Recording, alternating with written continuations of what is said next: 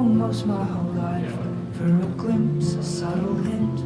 You could see me in that light. Halo. Halo. Serius banget ngerjain apa sih?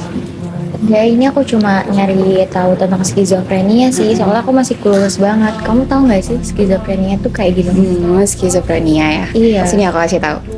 Yuk kita cari tahu sama-sama. Wah, waduh, mbak-mbak di samping tadi kelihatan bingung ya apa itu skizofrenia. Nah, apakah teman-teman kayak mbak-mbak tadi? Untuk menjawab kebingungan itu, kebetulan aku dan teman-temanku baru aja melakukan diskusi dan sharing bareng teman-teman kita di KPSI. Wait, KPSI apaan tuh? Baru dengar. Nah, jadi KPSI sendiri adalah Komunitas Peduli Skizofrenia Indonesia yang berdiri pada tahun 2009 dan saat itu KPSI dibuatnya di Facebook.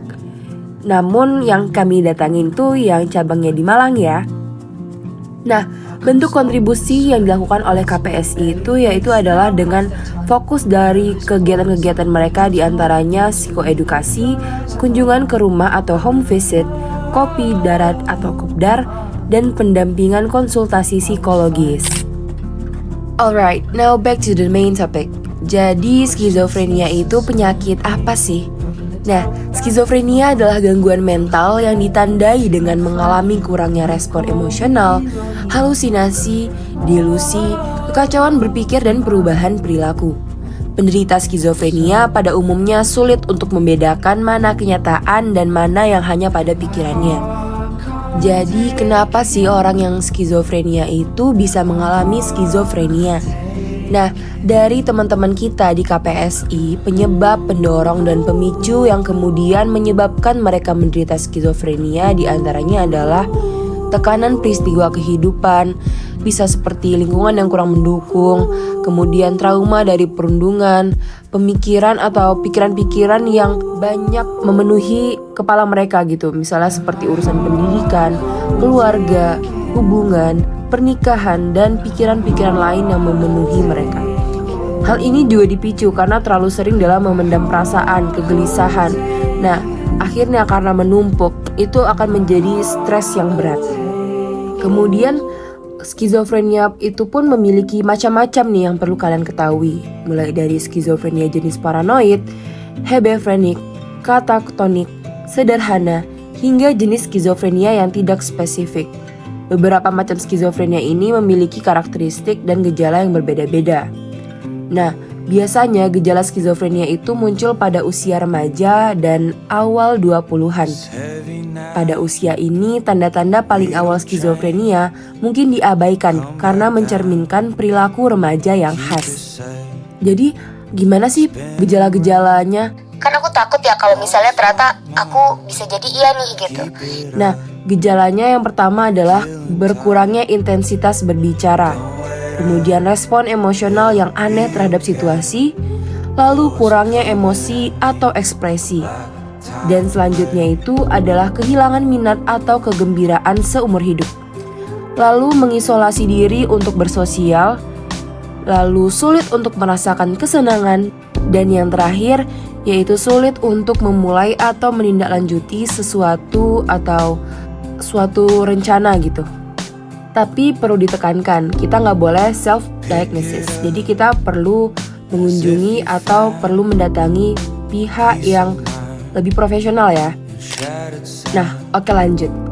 Teman-teman, setelah kami melakukan sharing bersama teman-teman kita tadi di KPSI, ternyata stigma-stigma mengerikan yang tersebar di luar sana itu menurut kami terpatahkan ya. Karena ya mereka itu ya juga manusia biasa seperti kita, nggak serem, nggak aneh. Ya kita ngobrol seperti layaknya orang-orang pada umumnya. Dan juga kami sangat salut dengan semua orang di luar sana yang berjuang dan bisa memahami satu sama lain.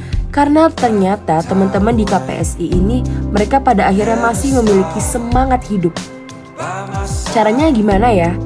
Ternyata sangat penting untuk memiliki tujuan hidup. Dari yang mereka sampaikan, banyak sekali cara mereka untuk memaknai hidup dan bagaimana menjalani hidup, yaitu seperti menghargai orang-orang tersayang yang ada di sekitar mereka. Contohnya keluarga dan teman. Selain itu, dengan melakukan aktivitas-aktivitas yang disenangi, misalnya mengisi waktu untuk pekerjaan dan juga menulis.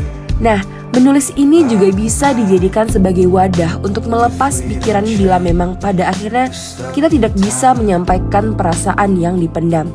Dan tak lupa, mereka juga selalu berusaha untuk mendekatkan diri dengan Yang Maha Esa, untuk meluapkan segala keresahan dan menyampaikan kebersyukuran. Lalu, apakah kita sudah bersyukur hari ini? Yuk mulai menghargai setiap proses, keadaan dan segala nikmat sekecil mungkin yang kita miliki. Serta yang paling penting, jangan selalu memendam perasaanmu dan cobalah untuk terus membuka pelukanmu untuk sesama. Dan yang terakhir, bila memang kamu sekarang merasa berada pada bukan titik yang terbaik dari dirimu, it's okay. Karena semua hal-hal kecil yang kita lakukan, langkah-langkah kebaikan itu pada akhirnya bermakna. Dan cobalah untuk melihat sekelilingmu keindahan-keindahan kecil yang itu patut disyukuri, sehingga hal tersebut bisa menjadi pendorongmu untuk terus berjalan hingga akhirnya nanti kita berada pada titik terbaik kita. Nah, gimana? Udah tahu kan? Iya, aku sekarang jauh lebih tahu tentang skizofrenia itu apa, kayak gimana. Makasih ya. Oke. Dadah. Dari pengalaman ini sih, kalau menurut saya sehat itu penting ya. Kalau kita nggak sehat, maka kita itu tidak bisa menikmati keindahan hidup, keindahan alam ciptaan Allah gitu.